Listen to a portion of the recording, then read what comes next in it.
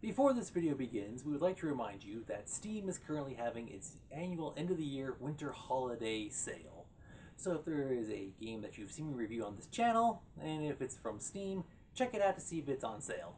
And if not, try finding something new that piques your interest. And now, on with the show. Da da da da da da. Greetings, fellow test subjects. Test subject 1337 here for Aperture Gaming. They make it, we test it, you play it. And now it is time to blow off some steam, as Aperture Gaming is proud to present a B.O.S. review. Now, the interesting thing about how this review came to be, in a group chat on Facebook, someone mentioned and showed a video of someone who was dressed as the main character for this game series. I think I may have heard of this game series or was aware of it at one point, but after seeing this I was like, wait a minute, that looks familiar. And then imagine my excitement when I discovered, hey, this game is coming to Steam. So I pre-ordered it, and it is what? This game, it's the 25th anniversary, and they bundled two games together. So for the sake of time, and since I want to, try to, play the story in chronological order, I only got through one of the titles. So yeah, here's one of the games. So which game series is this? Well, let's get into the review, shall we? Series. The game that I am reviewing is Legacy of Kain, Soul Reaver 1 and 2 Remastered. Now both games are sequels, and for the sake of time, I've only reviewed Legacy of Kain, Soul Reaver 1. Team. This game was developed and published by Aspyr, but it was also developed by Crystal Dynamics. This game was originally released in 1999, but the remaster was released December 10th of 2024. Plot. In this game, you play as Raziel. You are one of the descendants of Kain. Raziel has shown great promise in getting the ability to grow wings. Kain is unhappy by this, and so casts you out into some pit of oblivion or whatever. After a very long stretch of time, Raziel returns thanks to the help of some mysterious disembodied voice. His purpose now is to get revenge on Kain, his brethren, and try to save the world, because thanks to Kain's rulership, the world is going... It's being destroyed slowly, and it's getting near the point of no return. Gameplay controls. This game is a third-person platformer, combat, puzzle solving. So you travel around, you see everything from third person, from Raziel's perspective. You have to figure out puzzles, how to navigate through certain areas, and then you have to combat using your fists, your Soul Reaver weapon, and any other handheld melee weapons you can get your hands on. And also, as every time you defeat a major boss, you gain a new ability to help you with combat and or transportating around the world. And there are hubs in certain areas where you can quickly transport from spot A to spot B, and so on and so forth. Graphics. Like I said, this game originally came out in 1999, so this is the 25th anniversary of the game. And it is amazing to see the graphics difference from 25 years ago. You can actually switch back and forth between the current updated remastered graphics for the game and the PlayStation 1 era graphics. The level of detail is amazing. It looks really good for what's offered now. It's just so shocking to see what it was back then. Audio. Now, the audio, here's what. Before I started, when I was playing the game first, and then I did some research about it. But when I was listening to the audio for the background music, I was like, man, this sounds like something from the 90s. So yeah, I was right. The audio does loop in the background, and then when you walk from one area to another, the soundtrack switches. So yeah, I definitely thought it was from the 90s before I even saw the game when it was originally published. The voice work, it's not bad. Nothing is what I can't say really too much for the other voice actors, but for me, I have to give.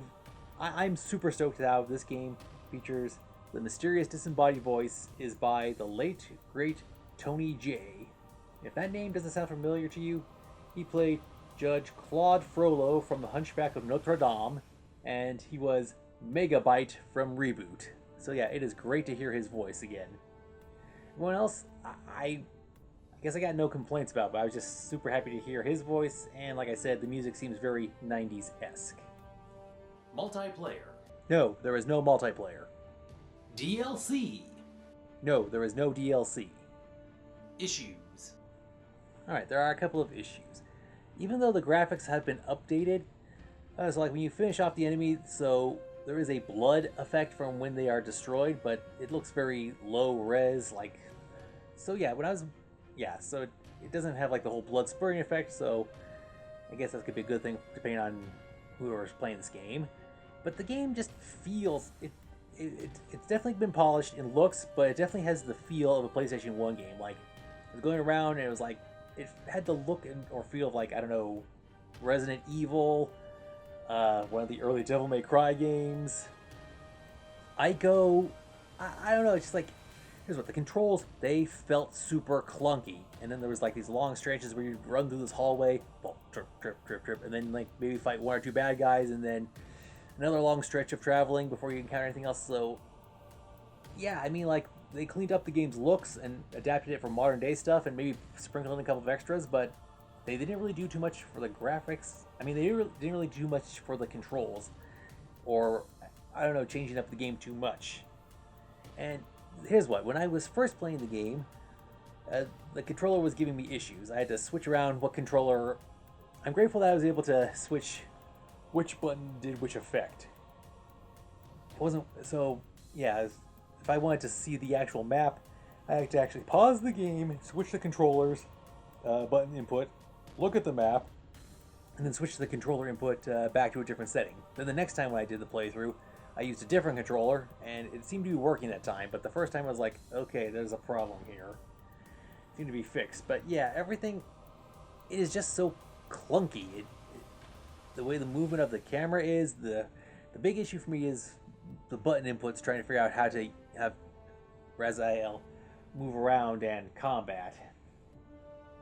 So yeah, it needs work.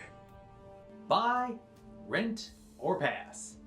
So yeah, I think I'm aware of this series. I think I'm not sure how much aware of this series I was prior to getting this title. But yeah, so there's like a couple other titles that are currently out there. So this series has been around for a long stretch. I'm amazed we got the 25-year edition. It's not bad, but I guess you have to just be really into the lore of this whole vampire series. I think it came out during like the beginning or the beginning or the peak of the hype of the vampire thing.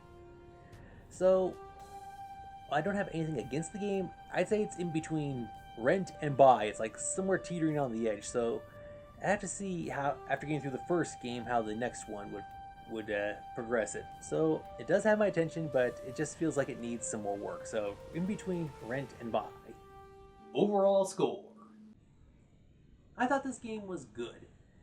It's interesting going back 25 years and seeing how much we've advanced, and it's just so jarring seeing, like, I was looking at some of the characters, the way they have them animated with the facial expressions, the mouths, details on the.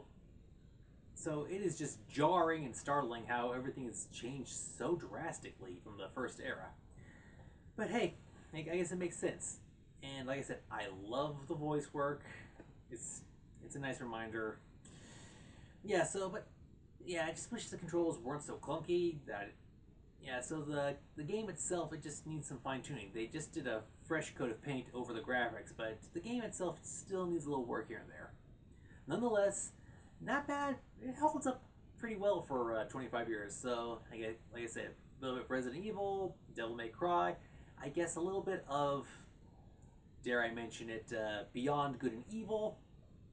It reminds me of a couple of early titles. But overall, we here at Aperture Games, we give The Legacy of Kain, Soul Reaver 1 a 8.5 out of 10. Yeah, it's good. It just needs a little fine tuning here and there, but overall enjoyable still. Somewhere, like I said, between the rent and the buy. And speaking of buy, it's time for us to say bye-bye, because that's all the time we have for this episode. Until next time, this has been Test Subject 1337 for Aperture Gaming, and I'm glad we got a chance to blow off some steam with this boss review. Until next time, thank you for watching, game on, and have a nice day.